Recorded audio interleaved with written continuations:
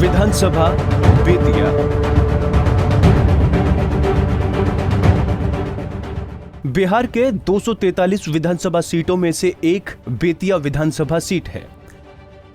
पश्चिमी चंपारण जिले में स्थित ये विधानसभा क्षेत्र पश्चिमी चंपारण लोकसभा निर्वाचन क्षेत्र के अंतर्गत आता है।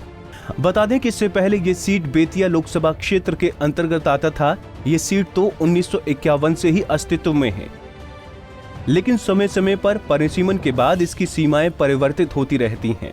1951 में इस सीट पर पहली बार चुनाव हुए और कांग्रेस के प्रजापति मिश्रा विधायक चुने गए। हालांकि साल भर बाद ही 1952 में इस सीट पर उपचुनाव हुए और कांग्रेस के ही केतकी देवी विधायक चुनी गईं।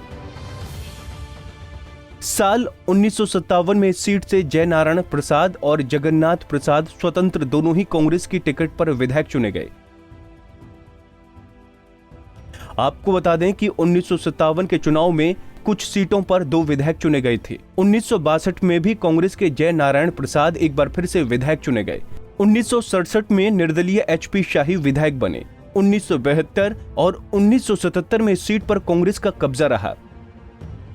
1969 में गौरी शंकर पांडे, 1972 में कृष्ण मोहन पांडे और 1977 में फिर से गौरी शंकर पांडे विधायक चुने गए। इसके बाद 1980 में गौरी शंकर पांडे एक बार फिर से विधायक चुने गए, लेकिन इस बार भारतीय राष्ट्रीय कांग्रेस इंदिरा की टिकट पर वो चुनावी मैदान में थे। 1985 में भी गौरी शंकर पांडे ही विधायक चुने गए और इस बार कांग्रेस की टिकट पर चुनावी मैदान में थे। 1990 में ये सीट भारतीय जनता पार्टी के खाते में गई और मदन प्रसाद जायसवाल विधायक चुने गए। 1995 में ये सीट बीजेपी के हाथ से निकल गई और जनता दल के बीरबल यादव विधायक बने। इसके बाद 2000, 2005 के फरवरी, 2005 के नवंबर और 2010 में इस सीट पर लगातार 4 बार बीजेपी की रेणु देवी विधायक चुनी गईं।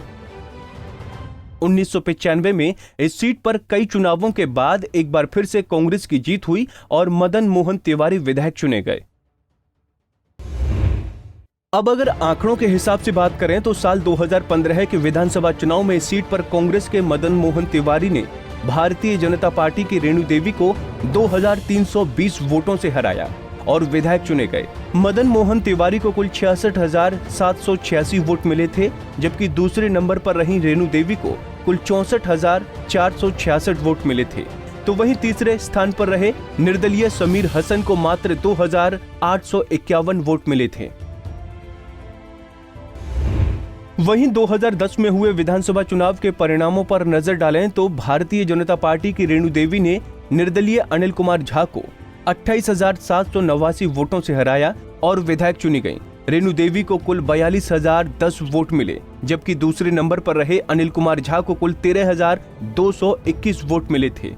तो वहीं तीसरे स्थान पर रहे कांग्रेस के मदन मोहन तिवारी को कुल 12,499 वोट मिले। वहीं 2005 में हुए विधानसभा चुनाव परिणामों पर नजर डालें तो भारतीय जनता पार्टी की रेणु देवी ने कांग्रेस के मोहम्मद शमीम अख्तर को 16,466 वोटों से हराया और विधायक चुनी गईं। रेणु देवी को कुल 55,184 वोट मिले, जबकि दूसरे नंबर पर रहे मोहम्मद शमीम अख्तर को कुल 38,718 वोट मिले थे। तो वहीं तीसरे स्थान पर रहे बसपा के शंभू प्रसाद गुप्ता को कुल 7,824 वोट मिले थे। पिछले 3 नतीजों पर नजर डालें तो इस सीट पर 2 बार बीजेपी और 1 बार कांग्रेस का कब्जा रहा है।